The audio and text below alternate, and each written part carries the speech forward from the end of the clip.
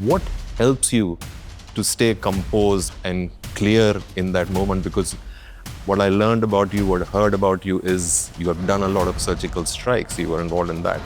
So in those tense moments, what kept you composed?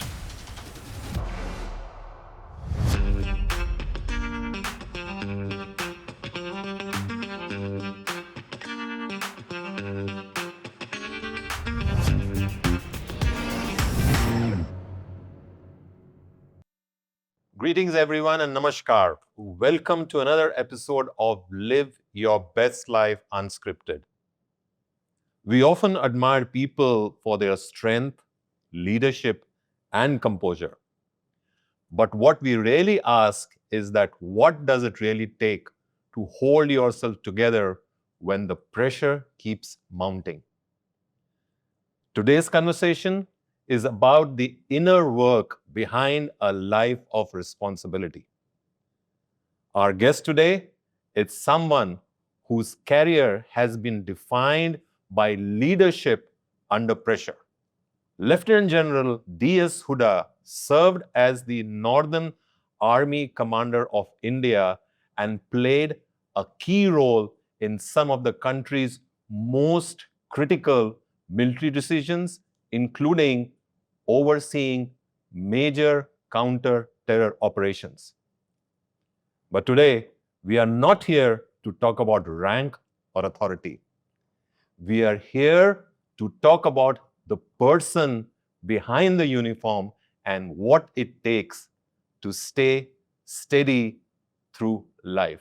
Welcome to Live Your Best Life Unscripted, General Hooda. Thank you so much. It's a pleasure to have you here. Yes, my pleasure to be here. Yes, this is something very, very close to my heart because I also come from a family of defense services. My uncles, my cousins and all, they're all from the defense service except me.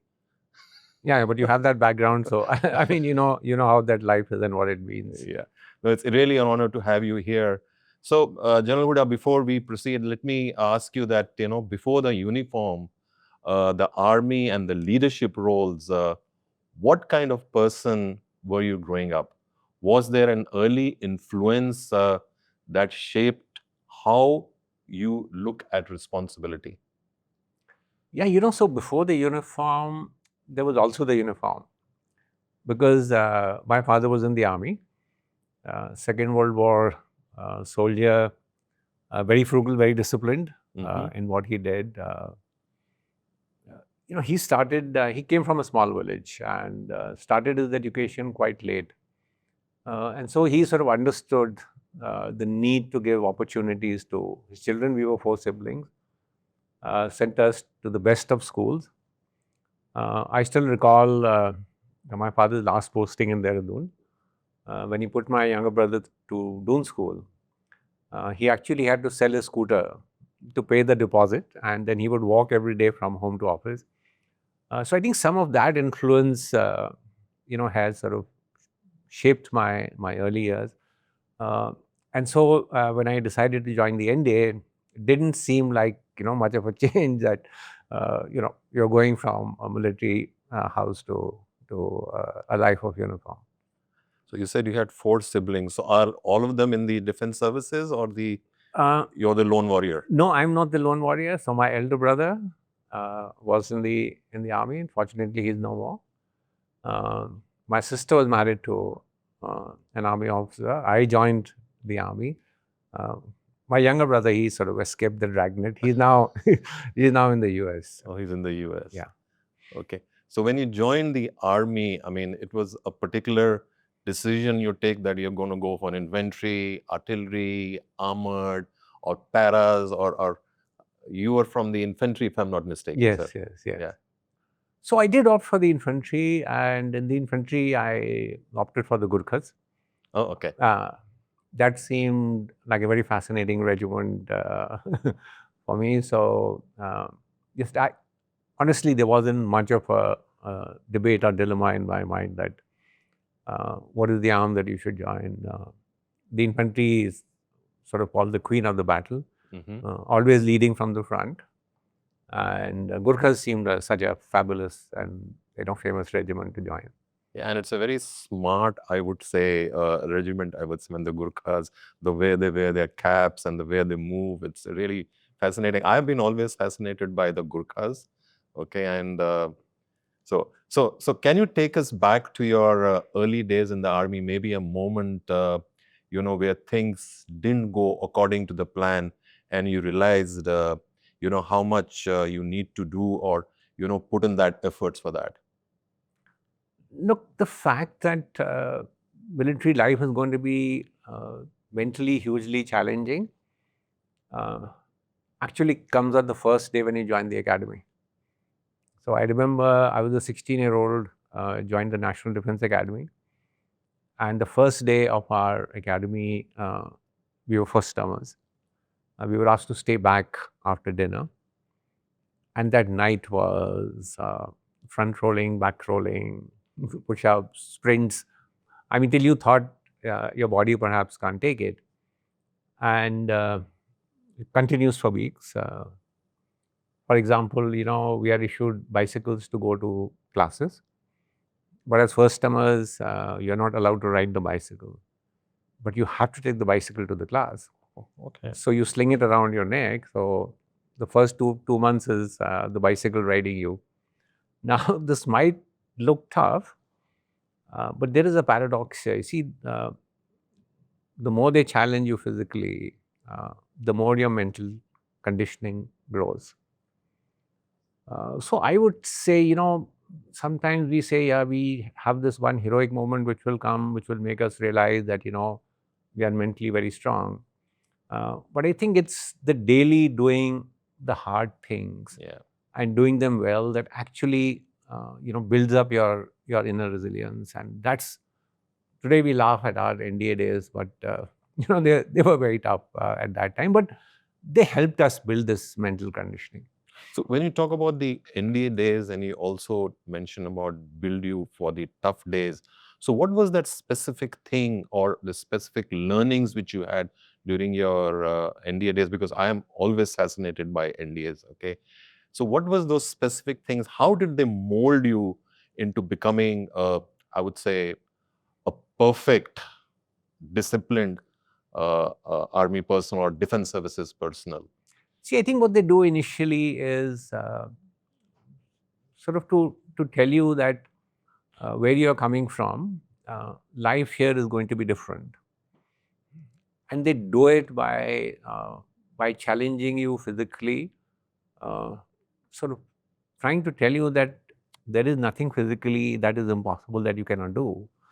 And as I said, uh, that physical challenge then makes you mentally so resilient uh, that you feel there is nothing that you know uh, that I cannot do.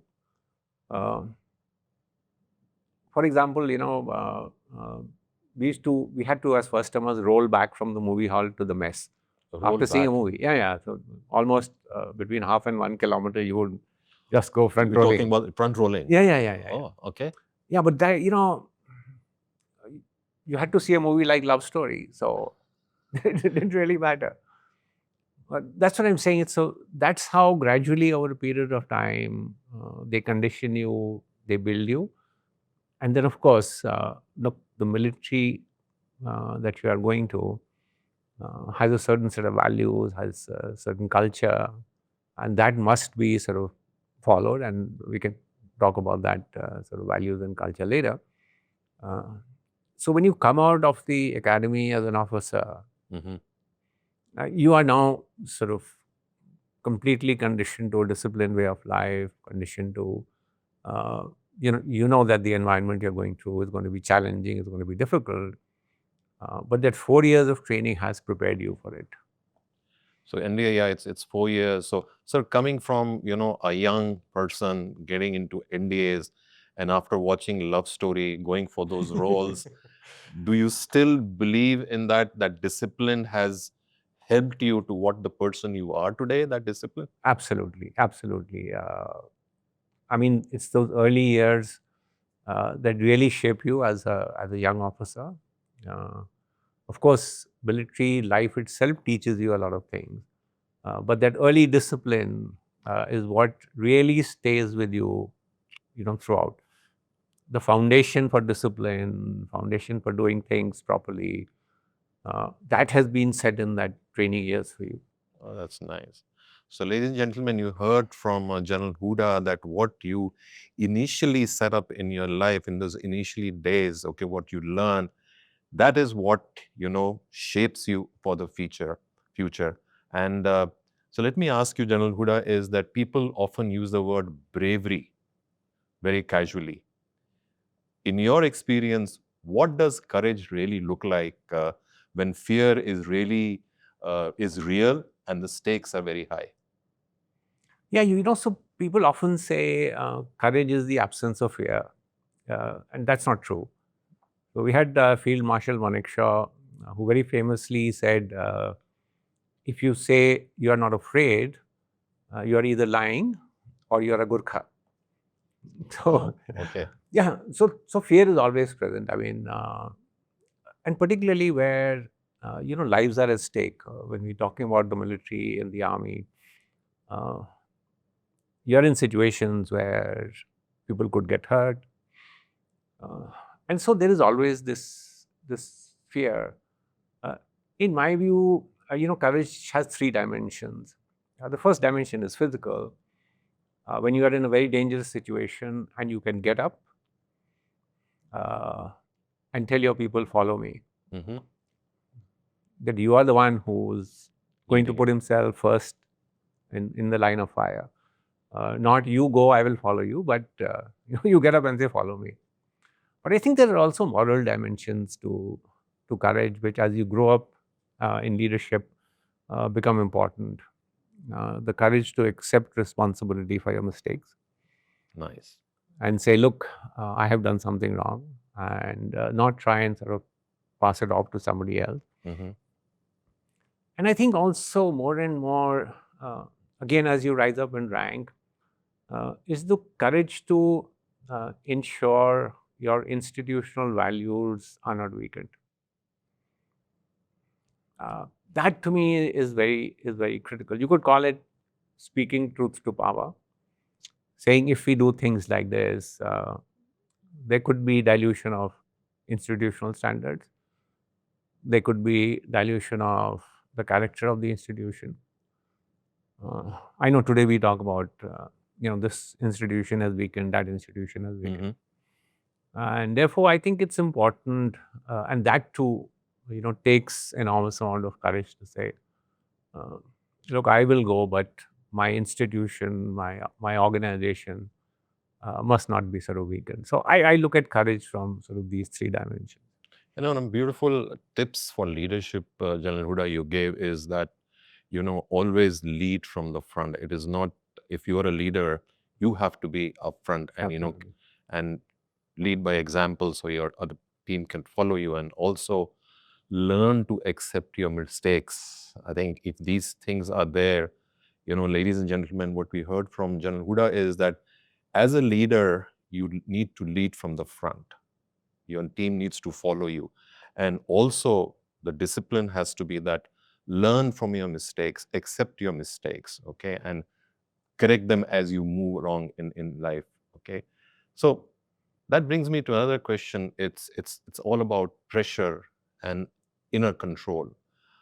When you're faced with the situations where emotions, could easily take over, what helps you to stay composed and clear in that moment? Because what I learned about you, what I heard about you is you have done a lot of surgical strikes. You were involved in that.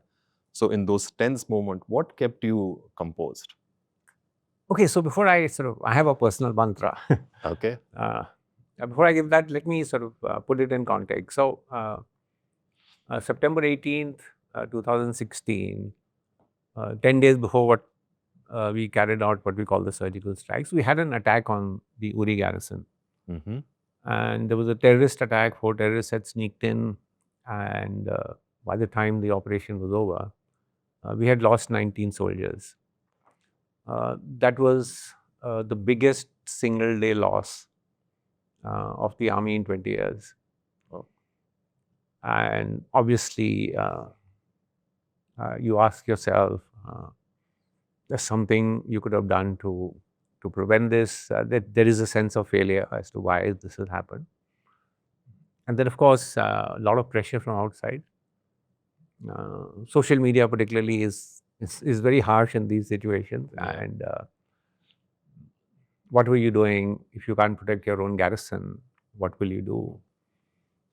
And at times like this, you could become emotional. You could become angry. Yeah. You could start lashing out at people and saying, "Why did this happen? Who's to blame?" I think my own personal mantra, and as I mentioned, is today is not for despair. You are faced with a problem. You need to handle it. There is a situation at hand. Uh, how do you tackle that situation? Uh, Looking back into the past too much is unhelpful. So don't despair today. Uh, find a solution. And really, uh, I'll tell you, day one onwards, after the incident happened at Uri, we had started planning for the surgical strikes. That look, we've had an incident. We now need to respond to it. And because we said this is what we need to do now, suddenly you found, when people with their heads hanging low, morale low, kya ho gaya, that here is something in front of us that we need to do. And so suddenly there is a switch in mode, switch in emotions. Mm-hmm. So I would say, challenging situations will come. There will be times when you feel emotions sort of overpower you. But instead of saying, why me? Uh, what has happened? Better to say, what should I do now? And so that's why I say, in challenging situations, maybe just sort of tell yourself, today is not for despair. Today is not for despair. And I love to hear the stories of the war stories. And Yuri was one of the, I think a movie was also made on that. And your role was also depicted in that movie. So while we are on the war stories, sitting with a veteran like you from defense services and me, like a young kid, when somebody is there, I would love to hear some more stories from you. Maybe one of the things apart from Uri, which is also very close to your heart. And what did you gather from that? So let me just sort of explain. I know people have seen that movie Uri, and in reality, the operation was much more complex than what is being depicted in the movie. The movie is fantastic. Let me say, I don't want to say anything on that scope. But the operation was very complex. We had to hit 5 targets, about 250 kilometers apart. Uh, each of those required that we go behind enemy defenses, Pakistan defenses, because all the terrorist camps were behind uh, Pakistani defenses. We had to go there, strike those camps, and then come back. Uh, by which time, obviously, the Pakistanis would know something has happened in the rear. The time differential between the first strikes and the last strikes was almost 6 hours. Mm-hmm. Uh, so the concern was, of course, that everybody should come back safe. I think that was the primary. And uh, if you ask me, one of the good achievements of the operation was, yes, we hit the terrorist camps and we sent a strong message. But the fact that every soldier came back, Wow. yeah, that to me was sort of personally, gratifying. That's nice. Yeah, Army is also defense services, also known as a community and brotherhood. So this leads me to my next question to you: is that the Army is often described as a brotherhood. How much does that sense of community, like standing together for each other, shape not just the operation which you just mentioned, but the person you become? Yeah. So as you said, it does shape how operations are conducted. At a personal level, I think it makes you do things which, uh, as an individual by yourself, you wouldn't do. Uh, you step up more because uh, there is somebody standing with you. If something happens, he's there to support you. The fact that, yeah, he has my back. Uh, I think it also makes you a better leader because you understand the need for people to work together. Mhm. And therefore, uh, as a leader, you want to build strong teams. You empower them, you encourage initiative. Uh, so that helps you in the leadership skill. I think it also builds humility, which I think is a critical quality. And it builds humility because you understand that your acclaim, your success is a result of contribution and sacrifices of members of your team. Exactly. And that in itself builds a sort of sense of humility. I go for some of these corporate talks and we talk about collaboration and team members working together. I would suggest go one step beyond, go from collaboration to trust. How do you build trust between team members? Because uh, if you can build trust within team members, that will make an absolutely unshakable team. Awesome. So, ladies and gentlemen, you heard from General Hooda, go a step ahead of what collaboration. Today, we talk about collaboration or building teams, but he's saying that, his advice, I would say rather, is that go a step above collaboration, build the trust within the teams. And if the teams have the trust, it's an unshakable team. Absolutely. Such a nice, inputs from and advice from General Hooda is. So, General Hooda, let me ask you, what's one quiet habit you have followed for years? Something people wouldn't easily associate with uh, at your position, someone in your position, and which has helped you to stay grounded. So I think one quiet habit is listening. That's another leadership quality.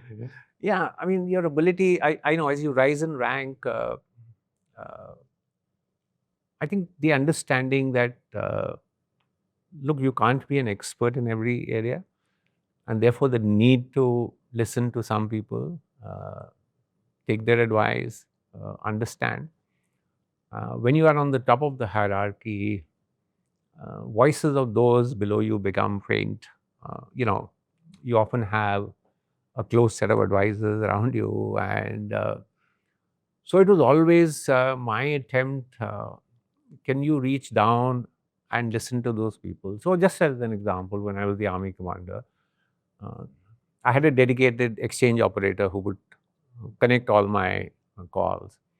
And my instructions to him was that each night that I am in station, not traveling, uh, he would connect me to one commander who's 3 steps below me. Mm-hmm. And the idea of my conversation with him was not, I want you to do things like this. My first question always was, what do you need? Tell me what is it that you require. And I think in that interaction is where you come to understand what the requirements of people below you are, what challenges they are facing. And that really helps you stay grounded. And, sort of uh, don't let being at the top go to your head. Got it. Yeah. Yeah. So basically what we say in our terms or in leadership terms, it go to the bottom of the pyramid. That is where, you also need to listen to them because you never know what you will find at the bottom of the pyramid. Okay. There might be some diamond, and you just proved it that he was 3 steps below your level. Okay. And you would always interact with him and ask him that, what do you need?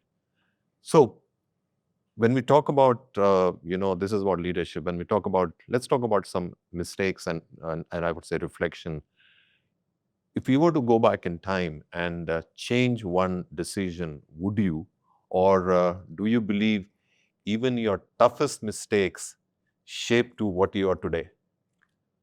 See, look, military life is army life is challenging, and there are many decisions you feel, uh,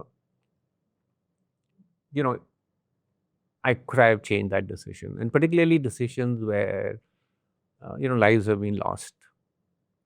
Uh, you've had operations, you've taken decisions. In that decision, in the operation, people have lost their lives, and you say, sometimes wish, could I have done some things Differently. differently?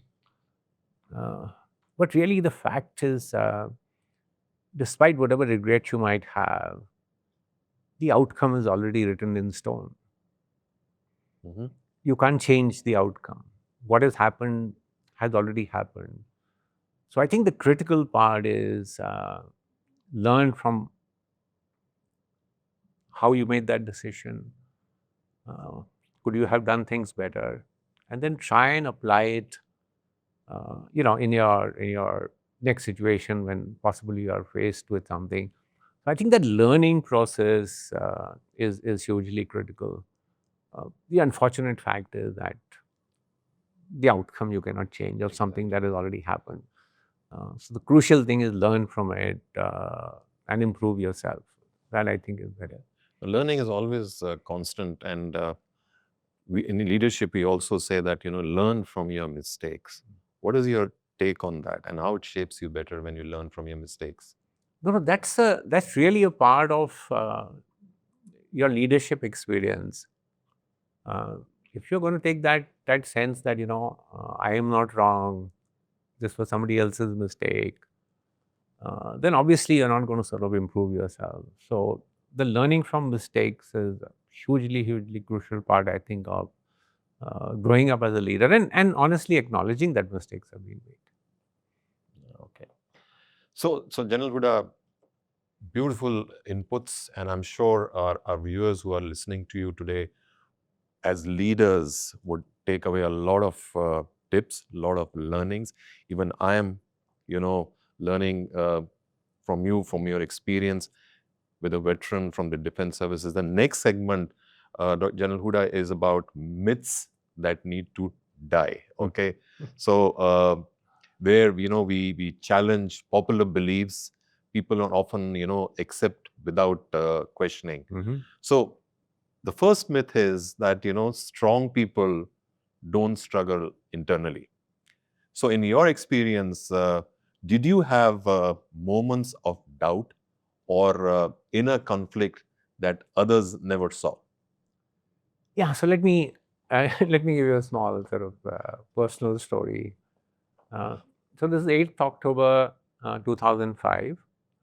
I was posted at Uri, the same garrison which subsequently, 11 years later got attacked. And I was the brigade commander, which means I was the senior-most officer Hmm. uh, in the Uri garrison. 8th October 2005, I am sitting in my office at about 9 in the morning, sitting in my room, when suddenly, a soldier comes rushing into my room, literally catches me by the neck and drags me outside the room. And I'm like, what is this guy doing to a brigadier? Yeah. Uh, but as he dragged me into this little small lawn outside, it was as if the whole world is crashing around you. Uh, we had one of the biggest earthquakes that hit, Uri. yeah, Uri, Jammu Kashmir, on 8th October 2005. Everything was destroyed. I mean, we had something like 160 buildings. Out of the 160 buildings, 155 uh, were smashed to rubble. And the same thing happened, defenses which were along the line of control. Uh, roads had been completely blocked. Bridges were damaged. Of course, that time there was not mobile connectivity, Hmm. so telephone towers had all collapsed, and thousands of injured people were just streaming in, including civilians, into the garrison saying, uh, army hame bacha legi, army will save us. And everyone's looking at me as the senior most officer. Tell us, give us instructions, tell us what to do. Uh, and I had also never faced such a situation in my life. And so huge amount of sort of doubts, confusion also in your own mind. Will I be able to handle it? Will I be giving the right decisions? But I think there you just have to suppress those feelings and those emotions. Uh, people can see confusion, fear on your face as a leader. I mean, you would have faced some similar situations where somebody walks out from the boss's office and says, "Yeah, boss is looking confused." So you have to sort of suppress those doubts uh, and be clear and decisive in your decision making. Uh, there is no time to say, "Oh, let's kick this problem upstairs. Somebody else will give a decision." बाद में देखते हैं. Or let's form a committee. No, no. Yeah, you have to take decisions Decision there. instantly, Yeah. there and then. So that doubt you have to suppress. Also, you know, because there is a crisis, some of these decisions will hurt somebody. Exactly. You will take a decision, may be good for somebody, may not be good for somebody. I mean, it always happens in a crisis. You've got one or two, bulldozers. Either you remove rubble from buildings where people are buried, or you open up the roads Correct. for getting supplies in. Yeah. So, Yeah. so that also sort of hurts. There's an inner sort of feeling that, look, I'm taking this decision, but it could hurt somebody. Exactly. But again, that is something that, as long as you are clear what you're doing is in the larger organizational interest, I think there is a moral basis for taking decisions. So there will be inner doubts, in situations like this. But as a leader, I think you need to just keep those inside and within you. So it's not as if they don't exist. The doubts exist. Just that you have to deal with them. So are you saying that, when a situation like this or when the pressure is there and you have to take a critical decision, first of all, don't show that, express that you are under a doubt, because, and the second thing is take a decision which is best for the organization, Absolutely. even if it might not satisfy everybody. Yeah. Guys, when you shared this story, what really caught my attention was you were sitting in your room and this soldier actually came and dragged you outside. So you didn't feel the earthquake when you were sitting in your room? No. So I really didn't. So it's just when he pulled me out, I think it just started, so it may have lasted like 20, 30 seconds. And it was all, it's like the walls were exploding. Oh. So I was sitting on my computer, I was doing something, maybe I wasn't paying so much attention. But when he pulled me out, and you could just see dust in the air, everything just collapsing. Oh, and it was a matter of just those 30 seconds. Yeah. Okay. So when we talk about, we talk a lot about consistency, whether it be leadership, whether it be, in the defense services or in everybody's day-to-day life, consistency means never slipping. When you fell short of your own expectations, how did you bring yourself back without being overly harsh on yourself? So let's say, we wish we were perfect. The honest answer is that we are not. We fall short of ourselves, sometimes in professional life. I think sometimes also in our personal life. In our own attitudes and behavior, we are falling short of ourselves. I think the road to recovery begins from a clear acceptance of your shortfall. Acceptance of your shortfall. That I have done something, I have fallen short of my expectations, I have done something wrong. I mean, that's from where the road to recovery, as you call it, will start. And honestly, if you have to be harsh on yourself, be harsh on yourself and say, yeah, I screwed up, I did something wrong. Mm-hmm. Because if you don't recognize the problem, how can you find the pathways to solving the problem? Exactly. Mm-hmm. So a clear recognition that a problem has occurred, and I now need to find ways to look at it. Um, what do I need to do going from here into the future to make sure that I do not repeat those? So I think a clear recognition of where you have gone wrong is crucial. I mean, turn around and say, no, it wasn't my fault only, somebody else to blame, this, that. So as I said, a clear recognition of the problem, once that is on the table, then you know how to solve it. So there's a structure involved in it, and that brings me to my next question to you. The structure makes life rigid and joyless. So did did structure actually give you more freedom in decision making, or does rigidity inevitably comes with it? See, I think there is really no black and white answer to this. Yes, there is some level of rigidity to structures. Uh, but I think, so let's turn the word around. Uh, Instead of rigidity, call it discipline. Beautiful. And Okay. if you change it from rigidity to discipline, then the perspective changes, because then discipline is providing you a structured way to do things. So I wouldn't really say there is sort of rigidity, but about sort of disciplined approach, and that I think would be a better way of understanding it. As far as decision making is concerned, uh, honestly, I think there is a feeling that in the army, decision making is very simple, because the boss will say, do it like this, and then everybody is going to salute and say, yeah, this is how we're going to do it. In reality, it's different, uh, because national reputation is at stake, lives are at stake. Exactly. Mm-hmm. So I think there is a fair degree of a consultative process that happens. I remember when we were planning for the surgical strike, I was sitting there. I had almost 40 years of service. We had officers, young officers with 5 years of service, who were sitting there, because they were the ones who had to go across. Mm-hmm. So they had to be involved in the planning process. And there were times when I said, look, I know the big picture, this is how we'll do it. There were times when the young officers said, don't overdo what and tell us what we have to do, because we are the ones who have to execute it on the ground.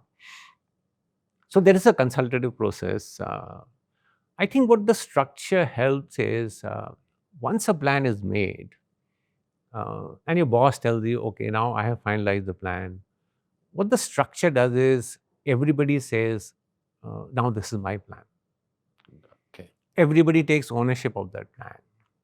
Then it isn't, look, I had disagreed with this part of this plan, so I'm not convinced that this is a good way to do it. So where it happens, and that's, I think, something that is a good thing in the military that we talk about, is once a plan is done, everybody owns it, and therefore you need to execute it to the best of your ability. Beautiful, General Hooda. It's once, what you said is, once the plan is done, everybody needs to own it, and everyone needs to row in the same direction to achieve the plan and achieve the vision. Okay. I mean, when we talk about the defense services or the army, and you mentioned that the nation is at stake, there are lives at stake. Let me ask you, how important was rest, mental or physical, in helping you stay sharp during those demanding phases? So I think rest is hugely critical. I know often people sort of equate work with the number of hours spent in the office. Oh, I have been sitting from so and so time to so and so time. That really, I'm not saying it's not important. I think that's really not the way to measure output. I realized this in the first 3 days after the earthquake. As a leader, you're the senior most person there. You want to be seen everywhere. You want to be seen at every crisis spot. Yeah. Get your hands dirty everywhere. what will people say if they see that you are not at every critical point? But I realized after 2 days, I'm going to completely burn out if I continue like this. And so you need to step back. You need to detach yourself a little bit from what is happening on a sort of a day-to-day basis. And that detachment is important because it enables you to see the long-term picture. Wow. Sometimes when you get so close to the event, you are, sort of doing that firefighting. Uh, so, it's often said, uh, what's urgent is often not important, and what's important is often not urgent. Urgent, yeah. So I think by stepping back a bit, you are able to from the urgent, you are able to see the important thing, do some long-term planning. So I think rest and your ability to step back from the day-to-day routine, sit back and I think look at the larger picture are very critical things. Beautiful insights, General Huda says. So, in all this stressful life which we are living in today, you should take out a moment, Absolutely. step back, reflect, and it'll help you to take better decisions for the future. So, ladies and gentlemen, you should think about what General Huda just said. In our day-to-day life, this fast-moving pace which is there in the life today, take a moment to step back, reflect, and it'll help you, in taking better decisions for the future. And that's the commitment you have to give over a lifetime. So when we talk about commitment, over a lifetime, commitment is easy in the beginning, and but it gets harder over decades. What kept you going through all these years? You just mentioned when you were sitting there, 40 years of experience which was there. I mean, what kept you going through all these years of service and sacrifice for our nation? So I think the primary thing is this sense of purpose. Um, what is the purpose of the work that you are doing? And there is a very strong sense of purpose. Not only me personally as an army officer, but I think you will see it around among the military community. That look, what we are doing is somehow larger than ourselves. We are here to defend the borders of the country. We are here to look after national interests. We are here to ensure safety, security of the civil population. Also, what I am doing on my uh, on my performance rests the reputation of the organization. If I don't do things well, if I don't patrol well, I don't do something well, uh, that will impact the name of my organization. And therefore, what I am doing is worth some of the discomfort that I have. Uh, People often ask, guys sitting in Siachen, minus 60 degrees temperature, uh, such tough conditions. I mean, what drives them? And really, what drives them is this huge sense of purpose about the task that I am doing is hugely important. Now, sometimes in corporate circles, when I when I raise this issue at this point, I'm told, "Look, you are in the army, so you can have these kind of ideals. Uh, doesn't really uh, equate to what we do in civilian life." And I say to them, uh, at some stage, you will ask yourself, what purpose did I achieve? Maybe not immediately, maybe later. So I think there is also that sense that we must have that, beyond the day to day, beyond the routine, that I'm doing something more than that. It could be as simple as contributing towards national economy. Look at the bigger picture. Uh, Building a strong organization that will outlast me with the kind of values it has. So I think just don't look at work in the day-to-day sort of perspective, but look at it from. So there's a book by Viktor Frankl was Jew in Second World War, and he's written a book. It's fantastic. It's called Man in Search of Meaning. Man in Search of Meaning. Yeah. Okay. And he says what man needs is not a tensionless state, but the striving and struggling for some goal worthy of him. And I think that's perhaps, I mean, may sound sort of how it's high sounding, but I think at an individual level that's important. Very interesting. I mean, when I hear all the stories, and you mentioned about Saichin also, I mean, were you ever there in Saichin?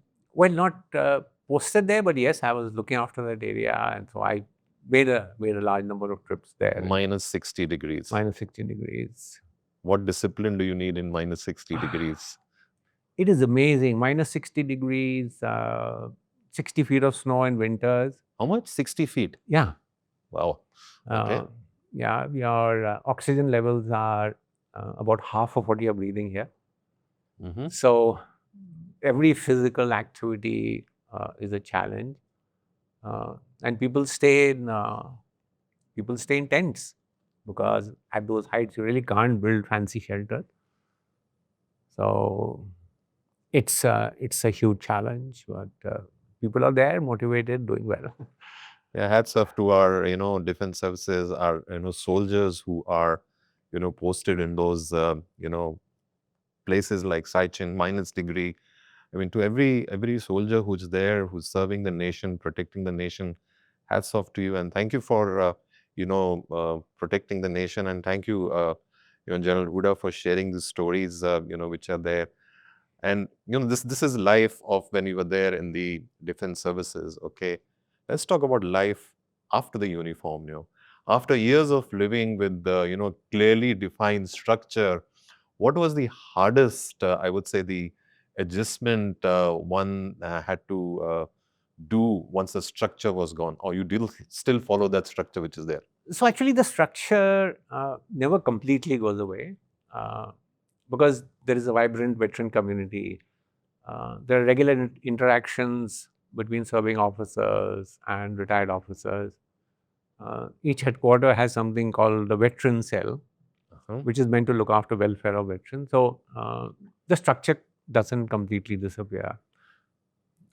I think the hardest challenge is, from a life of busy, challenging routine, you suddenly are into, what do I do with my time? Yeah.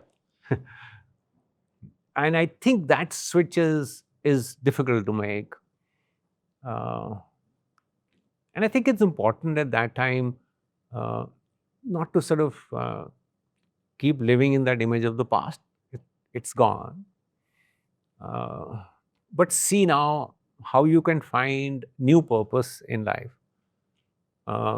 That's critical. I talk to you about purpose. Yeah. And while talking about new purpose, I think when I tell myself, what do I do now?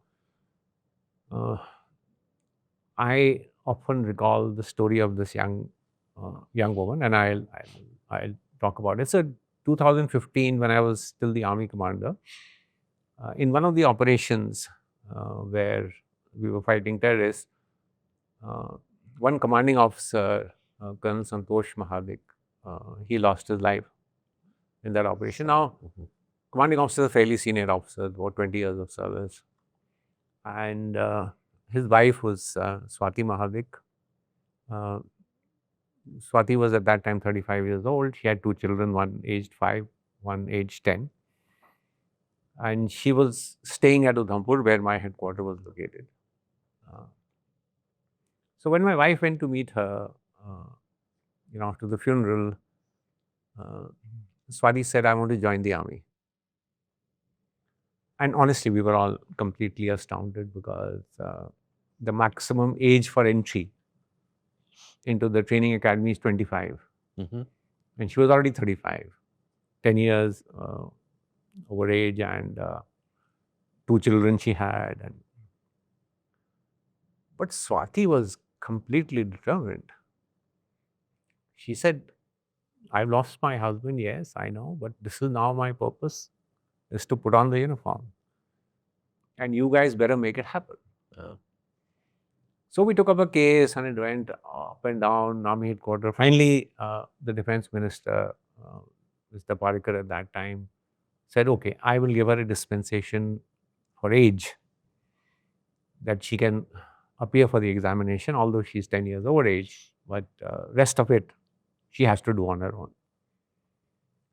Uh, 3 years after her husband died, Swati graduated from the Officers Training Academy as a lieutenant in uniform. Wow, amazing, amazing. So when you say, what do I do now with my life? I mean, there are ways for you to find a new purpose, a new role. So many of us do that. I myself have started a think tank. Think that the experience that you gained, you can give back somewhere else. Some other people take on some mentoring roles, etc. It's not easy, not easy to switch, but at least for me, whenever I think, oh, this is difficult, I just remember Swati's story. No, amazing. So basically, what the takeaway from here, General Hooda, is that always have a purpose in life, and if one purpose is finished, develop a new purpose, but always have a purpose in life and keep moving forward. Absolutely. I mean, thank you for sharing this story about Swati. I mean, that really is inspiring. Okay, and let me ask you something. For someone who has been, juggling work stress, family responsibilities, and constant distraction, what does discipline realistically look like in everyday life? So yeah, discipline, somehow discipline, you put on the uniform and you are very rigid and straightforward, and but really what it means is how to structure what you are doing, how do you manage your time. I think it's also how reliable and consistent you are, and that helps other people also understand you. Look, there is a consistency in which he does things. I mean, that is discipline, that consistently you're doing something. As a leader today, you're not behaving like this, tomorrow behaving something differently, and then people are confused.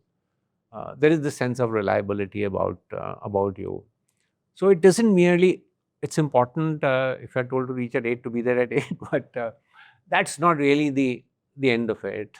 It's just how you go through life in a structured, consistent, reliable manner that I think is what discipline is really all about. Structured, consistent, and reliable manner. Yeah. And that is what discipline is all about.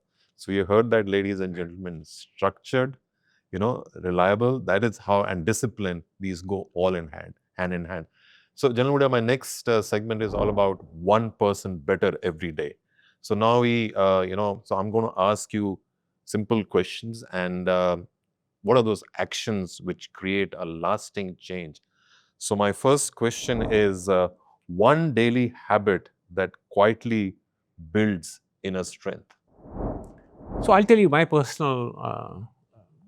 the personal habit is that I would at the end of each day uh, sit for about half an hour and reflect on what has happened that day. What did you do well? What did you do badly? Where is exactly can you make improvements? Uh, in a very sort of dispassionate way, not criticizing yourself, but in a very dispassionate way, look at what you have done that day. Uh, and I think that helps you on the next day uh, to say that, maybe perhaps I now do things in a different way. And if you do that consistently over a period of time, I think the good habits, the good policies, the good practices become like a second nature to you. Mm-hmm. So I think that quiet reflection at the end of the day of the day that has gone past and what you've done, to me that's one of the good practices. A quiet reflection on the day which has gone by. Okay, the next one. One habit people should stop if they want consistency. So I would say, I would say, stop blaming the circumstances. Exactly. Yeah. Yeah, look, you're dealt with a particular hand, and for those who play cards and bridge, I mean, the fact is, you have a hand and you have to play it. And there is the same thing in life. There are these circumstances, and there is nothing that you can do to change them. So saying, "Why me? Why has this situation happened to me?" Honestly, is completely pointless. You plan for something. Plans don't work out the way you plan. So in the army, we have a very famous saying: "No plan of operation survives the first contact with the enemy." Oh, okay. So you may make the best of plan. The first contact you have with the enemy, you will have to change that plan because there is somebody else also in the play. Correct. And so you need to learn that element of flexibility of how to do things. So I would say, if you want consistency, deal with circumstances as they are. Don't say, "Why me? Why has this happened to me? Poor me. Poor me." Pointless, Yeah. honestly. Okay. One simple practice that helps reset on difficult days. So what happens on difficult days is, once you find yourself faced with a number of situations that have come up. I would say the key thing to deal with this, and this is no great surprise, is your ability to prioritize and say, not that, okay, let me do the first thing that comes in front of me, but among the so many issues that I have, what is the most critical, and take that and deal with that. So otherwise, sometimes happens on difficult days, 10 things in front of you, and then sort of confused about, should I do this? Should I do this? Should I do this? So it's important to say, this is the priority. I think also in personal life, Exactly. so many things that you have. Yeah. My priority is this. So prioritize, I think it's not always, whatever comes, kar lo, but perfect.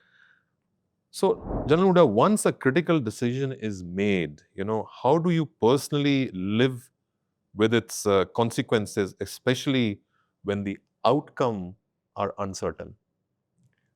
I mean, really, do you have a choice? Uh, you have to live with that outcome. I know. So when we planned, as I said, the surgical strike, it was a very complex operation, and obviously there is the doubt in my mind that, will it go as well as planned? Will everybody be able to come back? Uh, there was always this thought that, have I thought through everything? But the fact is, you have to take that decision. You've taken that decision. Uh, there was also confidence, that uh, I have made a good plan. Uh, Soldiers are well trained. We have given them everything that they needed. We are confident it will happen.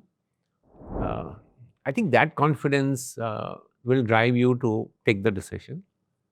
Uh, Life is not perfect. Something goes wrong, it goes wrong. I think you just have to accept it and say, yeah, it was my responsibility that this happened. And I think taking that responsibility doesn't make you weaker. In some ways, it makes you stronger as a leader. There is also enormous amount of respect that comes from your people.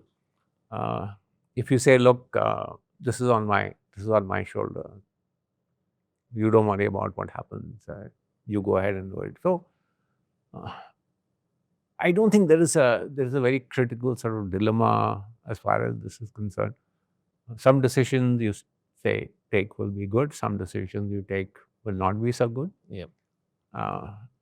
That doesn't stop you from taking decisions Yeah. that you have to take as a leader. No, beautifully said. Take responsibility of your own actions, and the team will respect you for that. Perfect. Okay, in a world chasing instant results, corporate world, pressures on numbers, What did years of service teach you about patience and long-term endurance? See, we always say this, you could lose a battle, yet win the war. Mhm. So what happens immediately, and I think this is a constant sort of feature uh, in our thinking. Uh, we are tackling, for example, counterterrorism in Jammu and Kashmir. You can kill today 10 terrorists and 15 terrorists tomorrow, but you know this is a long game, and you have to then act accordingly. That look, your strategy has to be from a long term perspective. Everybody today talks of Kargil war and says, "Oh, how successful we were." Please look at the start of the Kargil war. For the first 1 month from when the war started, every attack launched by the Indian army failed. But you persist. And so I think it's important that there is long term strategic thinking, at least among the leadership, that yes, short term results are good, Mhm. but unless you have a long term vision in mind, Yeah. uh, it won't. I mean, we have seen it. Look at the American army in Afghanistan. After 9/11, the US military went in, and within 1 month, they had captured Kabul. After 20 years, they had to withdraw and hand over power to Taliban.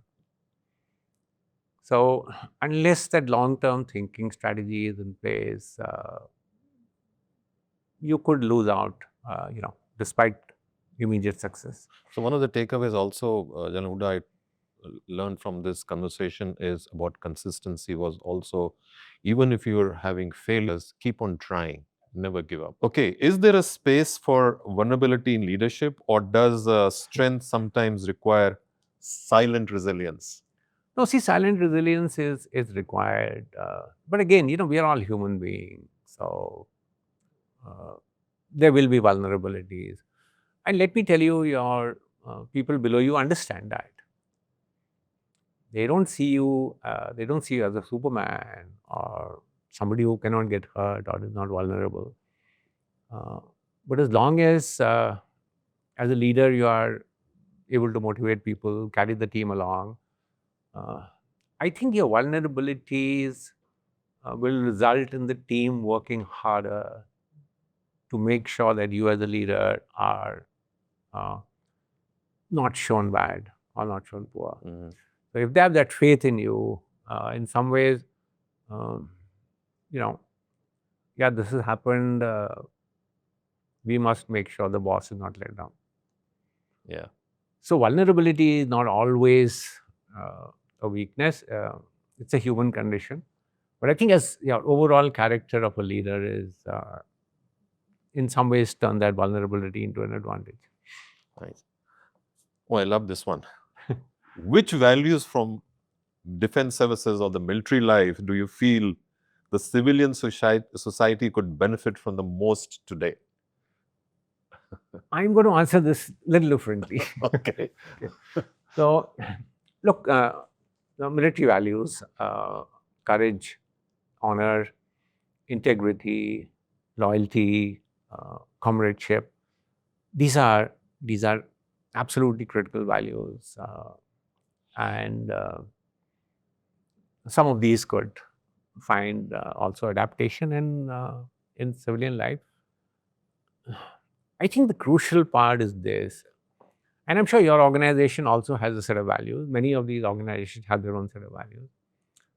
The crucial thing is this: uh, while these values look morally desirable, in the army, for example, they are indispensable for functioning. If you don't have courage, if you don't have loyalty, if you don't have instant obedience, the army will collapse. It cannot function. If somebody says, I refuse to instantly obey order, or there is no loyalty, or there is no, the army will not function. So loyalties must become an indispensable part of the organization's daily functioning. And which is why I said I want to put this in perspective.